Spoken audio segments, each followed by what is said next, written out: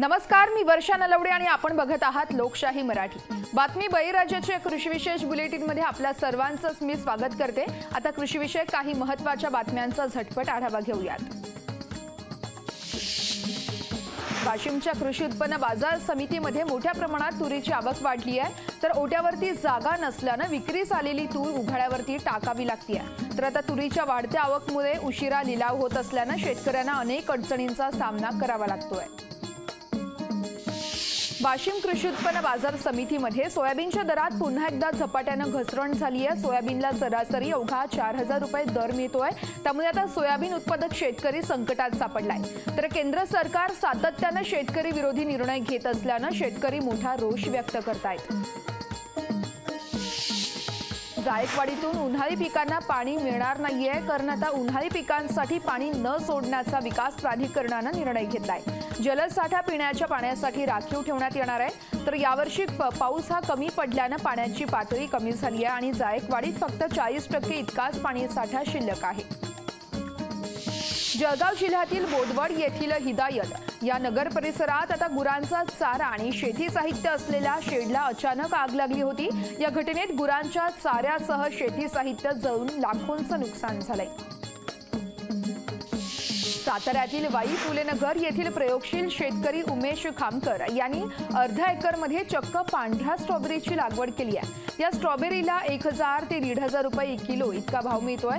तर हा देशातील पहिलाच प्रयोग असून फ्लोरिडा पर्ल जातीच्या स्ट्रॉबेरीचं पीक पहिल्यांदा अमेरिकेत आणि त्यानंतर UK मध्ये घेण्यात आलं होतं.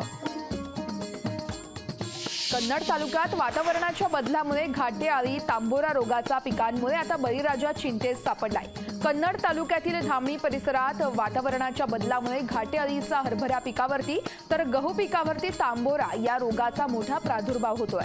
तर पिकांचं नुकसान होताना त्यामुळे दिसून येत आहे. तर प्रशासनानं तातडीनं पंचनामे करून भरपाई देण्याची मागणी शेतकरी करतायत. अहमदनगर जिल्ह्यामध्ये नेवासा तालुक्यातील जीवाणू खते वापरण्यासंदर्भात शेतकऱ्यांचं प्रशिक्षण घेण्यात आलं. यावेळी कृषी शास्त्रज्ञ अशोकराव ढगे यांनी सविस्तर मार्गदर्शन केलंय. लातूर जिल्ह्यात यावर्षी पर्जन्यमान कमी झाल्यानं अनेक जलसाठ्यांमध्ये पाण्याचं प्रमाण कमी झालंय. दुष्काळ सदृश परिस्थिती लक्षात घेता प्रशासनानं अनेक प्रकल्पांमधील पाणीसाठा आरक्षित केलाय. तर परिणामी शेतकऱ्यांना शेतीसाठी पाणी मिळत नसल्यानं पिकं वाळून जात आहेत. गडचिरोली जिल्ह्यात शेतकऱ्यांकडील धानाची शासनाच्या हमीभावानुसार केली जाणारी खरेदी अडचणीत सापडली आहे. धान खरेदीसाठी पोर्टलवरील ऑनलाईन नोंदणी सर्व्हर डाऊन झालं होतं. त्यामुळे तब्बल 13 दिवस ही ऑनलाईन नोंदणी ठप्प होती. तर तीच नोंदणी मंगळवारी सुरू झाली आहे. मात्र दुसरीकडे धान खरेदीसाठी दिलेली मुदत 31 जानेवारीला संपली आहे. तर अशा स्थितीत नोंदणीच्या प्रतीक्षेत असलेल्या हजारो शेतकऱ्यांची नोंदणी एवढ्या कमी वेळेत पूर्ण करणं आता शक्य होत नाहीये. लातूर जिल्ह्यातील रेणापूर तालुका दुष्काळग्रस्त म्हणून जाहीर करण्यात आला होता. मात्र तालुक्यातील एकच महसूल मंडळ वगळता इतर कुठल्याही मंडळातील शेतकऱ्यांना शासकीय मदत अद्यापही मिळालीच नाहीये. रेणापूर तालुक्यात जिल्हाधिकाऱ्यांनी पीक विमा वाटपासंदर्भात अध्यादेश काढला. मात्र तरी देखील विमा कंपनी टाळाटाळ करतीये. त्यामुळे तालुक्यातील संतप्त शेतकऱ्यांनी एकत्र येत शेतकरी क्रांती आंदोलन उभं केलंय.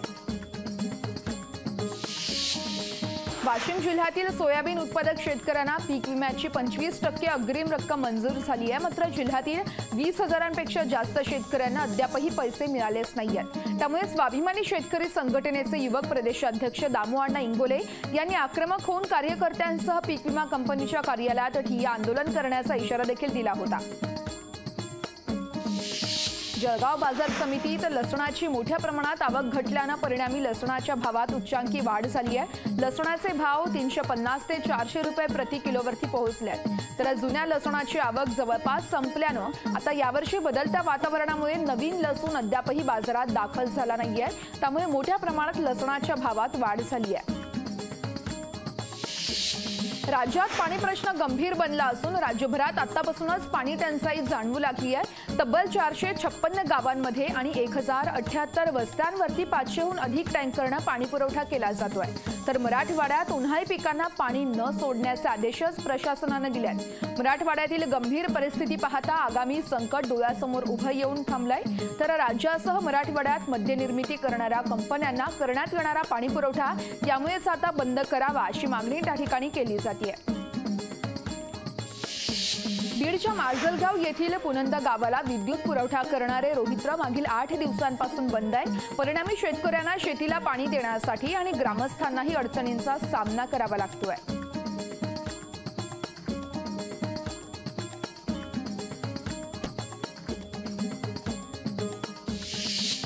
यानंतर कृषीविषयक बातम्या सविस्तर पाहूयात। साताऱ्यातील महाबळेश्वर, भिलार आणि वाई या भागामध्ये मोठ्या प्रमाणात स्ट्रॉबेरीचं उत्पन्न घेतलं जातं।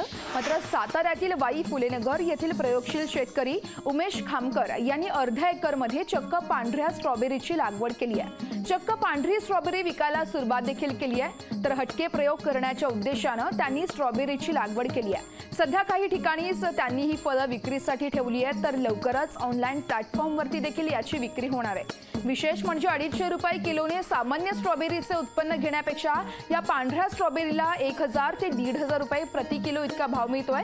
आणि हा देशातील पहिलाच प्रयोग असून फ्लोरिडा पर्ल या जातीच्या स्ट्रॉबेरीचं पीक पहिल्यांदा अमेरिका आणि त्यानंतर UK मध्ये घेण्यात आलं होतं। आतापर्यंत आपल्या भारतामध्ये लाल कलरची स्ट्रॉबेरी होते, तर आता पहिल्यांदाच आपण ही व्हाईट स्ट्रॉबेरी, जिचं नाव आहे फ्लोरिडा पर्ल, ही युनिव्हर्सिटी ऑफ फ्लोरिडाने डेव्हलप केलेली व्हरायटी आहे, जिची टेस्ट फार वेगळी आहे। एक युनिक असा त्याला फ्लेवर आहे। शुगर फॉर्मेशन खूप छान आहे आणि आत्तापर्यंत ज्या आपण लाल व्हरायटीज खात होतो त्यातल्या मेडिसिनल व्हॅल्यू आणि याची मेडिसिनल व्हॅल्यू खूप याच्यामध्ये मेडिसिनल प्रॉपर्टी खूप चांगल्या आहेत। तर हे आपण साधारणतः ह्याचा पॅटंट रिलीज झाला नोव्हेंबरमध्ये आणि आपण क्लब मेंबर झाल्यानंतर म्हणजे युनिव्हर्सिटी ऑफ फ्लोरिडानी ज्यांना रॉयल्टीचे राईट्स दिलेले आहेत अशा क्लबचे आपण मेंबर झाल्यानंतर मग आपल्याकडे हे इम्पोर्ट झाले। आपण प्लांटेशन याचं साधारणतः 20 नोव्हेंबरच्या दरम्यान केले। आता 40 दिवस कंप्लीट झालेत आणि आता याला फ्रूट्स चालू झाले। राज्यातील चालू हंगामात फळबाग लागवड केल्यानंतर अनुदानाच्या प्रतीक्षेत असलेल्या शेतकऱ्यांना लवकरच 21 कोटींचं अनुदान वाटप केलं जाणार आहे। दरम्यान संपूर्ण माहिती ही राज्याच्या कृषी संचालकांकडून देण्यात आली आहे। फळबागा लागवडीचा कालावधी आता संपुष्टात आल्यानं मार्चपर्यंत अजून नव्या बागा उभारण्याची शक्यता नाहीये। मात्र आधीच्या बागांची लागवड मशागत केलेल्या सर्वच शेतकऱ्यांना अनुदान देण्यात कोणतीही आता अडचण येणार नाहीये, असं कृषी विभागाचे संचालक कैलास मोते यांनी सांगितलं आहे। त्यांच्यासोबत बातचीत केली आमचे पुण्याचे प्रतिनिधी चंद्रशेखर भांगे यांनी, आपण ते पाहूयात। भाऊसाहेब हुंडकर फळबाग लागवड योजनेला 21 कोटी रुपयाचं अनुदान सरकार देणार आहे आणि हे अनुदान नेमकं शेतकऱ्यांना कसं मिळणार आहे याच विषयी आपण कृषी संचालकाशी बातचीत करूयात। राज्य शासनाच्या निधीतून ही राज्य पुरस्कृत योजना शासनाने सुरू केलेली आहे।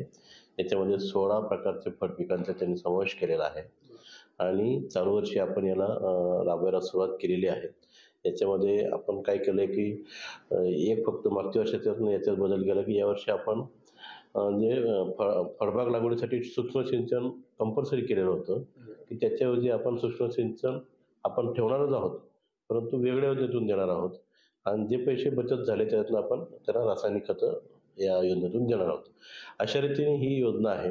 या योजनेसाठी आपल्याला एक साधारणपणे मागच्या वर्षाचे 50 कोटी, या वर्षाचे आत्ता आलेला 20 कोटी, असं जवळपास 71 कोटी रुपये आम्हाला प्राप्त झालेला आहे। आणि सदरची योजना आपण जून महिन्यापासून सुरू केलेली लागवडीसाठी आणि जसजसं लागवड होईल तसतसं आपण पुस्तकात नोंदी होतील आणि जी रक्कम देय आहे त्या लाभार्थ्यांना त्याच्या आधार लिंक बँक खात्यामध्ये परस्पर वर्ग होणार आहे। शेतकऱ्यांनी या चांगल्या योजनेचा लाभ घ्यावा, जास्तीत जास्त लाभ घ्यावा असं आवाहन कृषी संचालकांनी केलेलं आहे। लोकशाहीसाठी चंद्रशेखर भांगे, पुणे।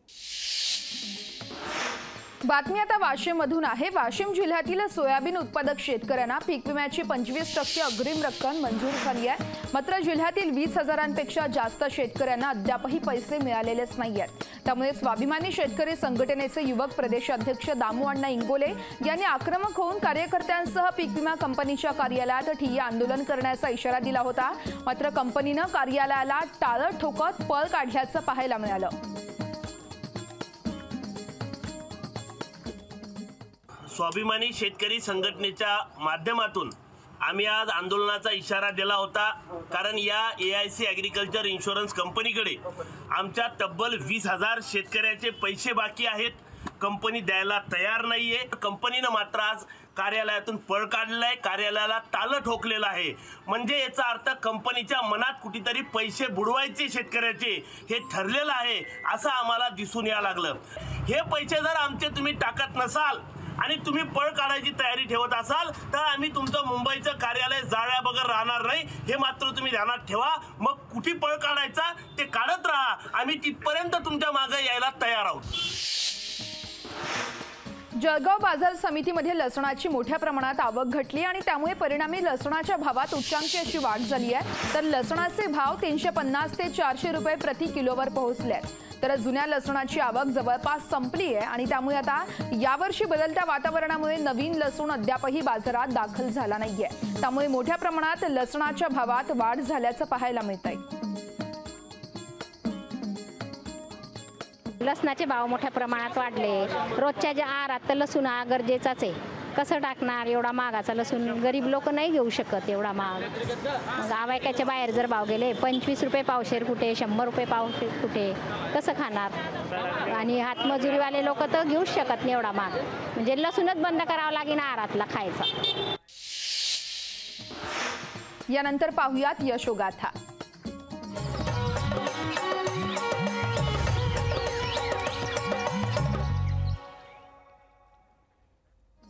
नांदेडमधील केकी गावातील महिलांनी सामूहिक दुग्ध व्यवसाय उभारला आहे.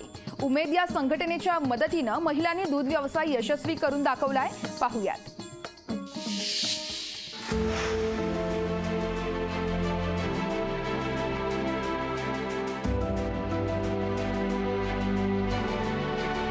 नांदेडमधील केकी गावात धवल क्रांती झाली आहे. ही किमया साधली आहे गावच्या कारभारिणींनी. केकी गावातील महिलांनी सहकारी दूध व्यवसाय यशस्वी करून दाखवलाय. नांदेड शहरापासून 20 किलोमीटर अंतरावर असलेल्या केकी गावातील महिलांनी गोठ्यात गाई म्हशी एकत्र करून बिन भांडवलाचा दुग्ध व्यवसाय सुरू केलाय. दूध कुणी काढायचं, गोठा कुणी साफ करायचा, वैरण कुणी घालायची ही कामं महिलांनी आपापसातच वाटून घेतली आहेत. आम्हाला चारा पण विकत आहे. कुटीची मशीन ते पूर्ण आम्ही आणले. कुटी कोणी महिला कुटी काढतात, कोणी दूध काढतात, कोणी शेण काढतात, कोणी डबे भरतात. हे अन्न मग 7:30 वाजता डेअरी येते, डेअरीला दूध नेतात. दुग्ध व्यवसायाचा हा प्रयोग कमालीचा यशस्वी ठरलाय. महिला 7 ते 8 लाख रुपये निव्वळ नफा कमावतायत. रोजचं आमचं दूध 50 लिटर दूध होते. त्याच्यातून एक खलीचं पोतं जाते रोजच्यालाच. त्याचा खर्च, वर्षाचा खर्च, शेणखत हे काढून 50,000चा शेणखतच होतो आम्हाला. रोजचा रोजी रोटी काढून आम्हाला किती नाही तर महिन्याला 50,000 रुपये घरामध्ये पडतात. सर्व खर्च पूर्ण जाऊन चारा कुट्टी सर्व खर्च जाऊन आम्हाला 50,000 रुपये पडतात. दूध विक्री करणाऱ्यांचं काम तेवढं पुरुषांना देण्यात आलंय. कोरोना काळात आर्थिक डोलारा कोसळण्याच्या स्थितीत होता. त्यावेळेस उमेद या संघटनेनं महिलांना मदतीचा हात दिला. 3 वर्षांपासून गुजरात राज्यातून जाफर जातींच्या म्हशींची खरेदी केली आहे. त्यातून दूध उत्पादन आता वाढवलं असून त्यातून नफा देखील मिळतोय. शासनाच्या विविध योजनेचा त्यांना लाभ दिलेला आहे. त्या योजनेमध्ये त्यांना CIF दिला आम्ही 3 लाख रुपये ग्रामसंघाला. त्या माध्यमातून त्यांनी प्रत्येक गटात प्रत्येक महिलेने एक म्हशी घेतली त्याच्यामध्ये आणि बँकेचे 3 लाख रुपये कर्ज दिलं. तर हे एकंदरीत हे ग्रामीण भागामध्ये महिला सक्षमीकरणामध्ये महिलांनी अशा पद्धतीच्या अभियानाअंतर्गत हे लाभ घेऊन त्यांनी स्वतःचा आज व्यवसाय उभा केलेला आहे. केकी गावच्या कारभारिणींच्या हातात आता पैसा खुळखुळू लागलाय. हातात पैसा आल्यानं महिला आता स्वतःचा निर्णय स्वतः घेऊ लागल्यात. ग्रामीण भागामध्ये शेती लगत व्यवसाय करणं खूप आवश्यक असतं, तेच त्यांची गरज सुद्धा असते. त्या अंतर्गत आपण दुग्ध व्यवसायाची त्यांना सूचना केली. त्यानुसार RCTद्वारे त्यांना आपण दुग्ध व्यवसाय कसा करावा, जनावरांचे संगोपन कसे करावे, चारा त्यांची कशी कोणत्या पद्धतीने त्यांना खायला द्यावा आणि त्यांची निगा कशी राखावी याचे प्रशिक्षण त्यांना दिले आणि त्याच्यानुसार त्यानंतर त्यांनी त्यांचा व्यवसाय सुरू केला. तो आज यशस्वीरित्या त्या पार पाडत आहेत. अनेक सहकारी डेअरीज शेवटच्या घटका मोजत असताना केकी गावच्या महिलांनी स्वतःच्या हिमतीवर बिनपैशांची दूध डेअरी सुरू करून लाखो रुपयांचा नफा कमवलाय.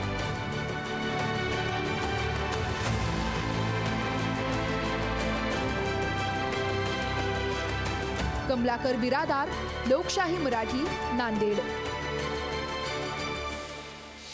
राज्यात खरं तर पाणी प्रश्न गंभीर बनत चालला आहे आणि राज्यामध्ये आतापासूनच पाणी टंचाई जाणवू लागली आहे। तब्बल 456 गावांमध्ये 1078 वस्त्यांवरती 500हून अधिक टँकरनं पाणी पुरवठा करावा लागतोय। मराठवाड्यात तर देखील पाणी प्रश्न गंभीर बनल्याचं पाहायला मिळतंय। तर मराठवाड्यात उन्हाळी पिकांना पाणी न सोडण्याचे आदेशच प्रशासनानं दिलेत। तर मराठवाड्यातील गंभीर परिस्थिती पाहता आगामी संकट डोळ्यासमोर उभं येऊन आता थांबल्याचं पाहायला मिळतंय। तर राज्यासह मराठवाड्यात मद्यनिर्मिती करणाऱ्या कंपन्यांना करण्यात येणारा पाणी पुरवठा थांबवण्यात यावा अशी मागणी आता केली जाते। राज्यभरामध्ये पाणी टंचाईमुळे सर्वत्र गावामध्ये टँकरवाडा सुरू झालेला आहे आणि विशेषतः मराठवाड्यामध्ये जी पाणी टंचाई आहे ती पाणी टंचाई कृत्रिम पाणी टंचाई निर्माण करण्याचं काम या जलसंपदाचे आणि लाभ क्षेत्र विकास प्राधिकरणाच्या अधिकाऱ्यांनी केलेलं आहे। 125% पाऊस पडल्याच्या नंतर मराठवाड्यात त्यांनी पाणी येऊ दिलं नाही आणि म्हणून मराठवाड्यातल्या प्रत्येक गावागावामध्ये आता टँकर सुरू झालेले आहे। म्हणून हे टँकरवाडा जो झालेला आहे याला जबाबदार या ठिकाणचा जलसंपदा विभाग आहे आणि या संबंधानं लवकरच आम्ही एक तीव्र आंदोलन उभं करणार आहोत। बातमी आता लातूरमधून आहे। लातूर जिल्ह्यात यावर्षी पर्जन्यमान कमी झाल्यानं अनेक जलसाठ्यांमध्ये पाण्याचं प्रमाण कमी झालंय।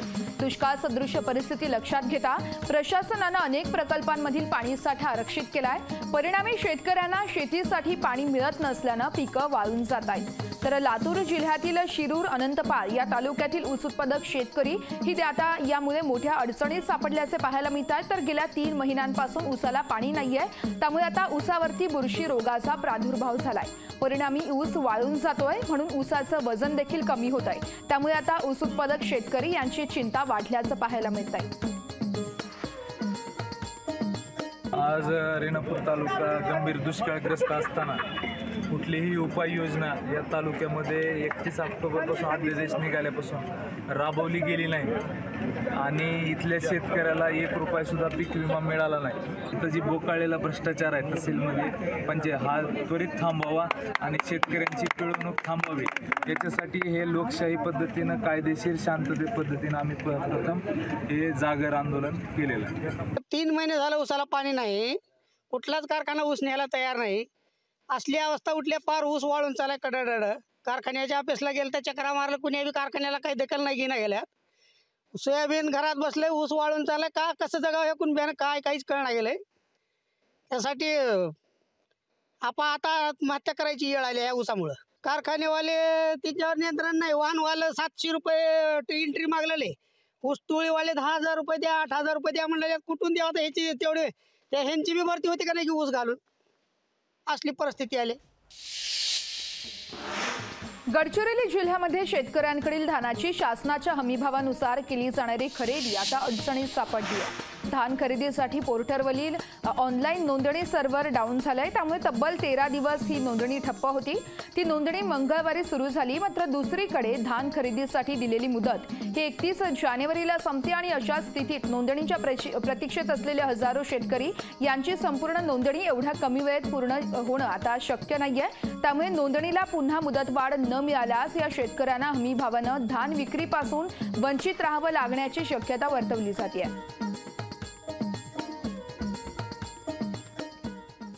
शासनाने 31 जानेवारी 2024 पर्यंत ऑनलाईन नोंदणीसाठी मुदतवाढ दिलेली होती, परंतु दिनांक 17 जानेवारी 2024 ते 29 जानेवारी 2024 पर्यंत सर्व्हर डाऊन असल्यामुळे ऑनलाईन नोंदणी झालेली नाही एका शेतकऱ्यांची। त्यामुळे शेतकरी येऊन चक्रा मारून परत आपल्या गावाकडे जात होते आणि आत्तापर्यंत बाजार समितीमध्ये 3000 अर्ज पेंडिंगमध्ये आहेत ऑनलाईन नोंदणीसाठी आणि परत आज ऑनलाईन नोंदणीसाठी पोर्टल सुरू झालेलं आहे 30 तारखेला 30 जानेवारीला आणि आज आणि उद्याची शेवटची तारीख दिलेली आहे। त्यामुळे या 2 दिवसामध्ये 3000 अर्ज निकाली काढणं अशक्य आहे। त्यामुळे परत लोकांचा जो असंतोष भडकण्याची शक्यता आहे। यानंतर बातमी अत्यंत महत्त्वाची आहे। जीवनावश्यक वस्तूंच्या किमतीमध्ये दिवसेंदिवस वाढ होऊ लागली आहे आणि रोजच्या आहाराचा अविभाज्य भाग असलेल्या गव्हाच्या किमतीत देखील वाढ होतीये। तर बाजार समितीमध्ये प्रति क्विंटल 2800 ते 6300 रुपये किलोनं गव्हाची विक्री होतीये। तर किरकोळ मार्केटमध्ये 4000 रुपये क्विंटल पासून दर सुरू होत आहेत। तर नवीन गहू बाजारात येईपर्यंत दर असेच राहणार असल्याचं व्यापारी शैलेंद्र जडेजा यांनी सांगितलं आहे। गहू सध्या MP, गुजरात, महाराष्ट्र येतो, पण सध्या गव्हाच्या दर मध्ये गुजरात आणि MP दोघेमध्ये किलो मागे 2 ते 2.5 रुपयाची वाढ झालेली आहे। आता नवीन गहू यायला अजून 1 ते 1.5 महिन्याचा टाइम आहे, म्हणून जुने गहूची आता डिमांड जास्त आहे। नवीन गहू येतं त्याची चपाती बरोबर होत नाही, म्हणून जास्त जुने गहू चालते आणि डिमांड जास्त असल्यामुळे आणि सप्लाय कमी पडते, त्यामुळे थोडे रेट वाढलेले आहे। किती वाढलेत रे? गहू मध्ये सध्या 2 ते 2.5 रुपये कमीत कमी वाढलेले आहे। नवीन गहू कधी होतील बाजारात? अजून परफेक्टली नवीन गहू यायला 1 ते 1.5 महिन्याचा टाइम आहे। मग हे दर नवीन येईपर्यंत असेच राहणार? असेच राहणार, कमी व्हायचे चान्सेस कमी आहे। लातूर जिल्ह्यातील रेणापूर तालुका हा दुष्काळग्रस्त तालुका म्हणून जाहीर करण्यात आला होता। मात्र तालुक्यातील एकच महसूल मंडळ वगळता इतर कुठल्याही मंडळातील शेतकऱ्यांना शासकीय मदत अद्यापही मिळाली नाहीये। तर रेणापूर तालुक्यात जिल्हाधिकाऱ्यांनी पीक विमा वाटप करण्यासंदर्भात अध्यादेश काढलाय, मात्र तरी देखील विमा कंपनी टाळाटाळ करतेय। त्यामुळे तालुक्यातील संतप्त शेतकऱ्यांनी एकत्र येत शेतकरी क्रांती मोर्चा तसेच आंदोलन उभं केलंय। तर पीक विम्यासह विविध मागण्यांसाठी रेणापूर तहसील कार्यालयासमोर शेतकऱ्यांनी जागरण आंदोलन केलंय। तर आंदोलन करत यावेळेस प्रशासनाचं लक्ष वेधण्याचा देखील प्रयत्न केलाय। आज रेणापूर तालुका गंभीर दुष्काळग्रस्त असताना कुठलीही उपाययोजना या तालुक्यामध्ये 31 ऑक्टोबरपासून आदेश निघाल्यापासून राबवली गेली नाही आणि इथल्या शेतकऱ्याला 1 रुपया सुद्धा पीक विमा मिळाला नाही। इथं जी बोकाळलेला भ्रष्टाचार आहे तहसीलमध्ये हा त्वरित थांबवावा आणि शेतकऱ्यांची पिळवणूक थांबवावी, याच्यासाठी हे लोकशाही पद्धतीनं कायदेशीर शांतते पद्धतीनं आम्ही प्रथम हे जागर आंदोलन केलेलं आहे। आणि यासह आता मी इथेच थांबतोय। नमस्कार।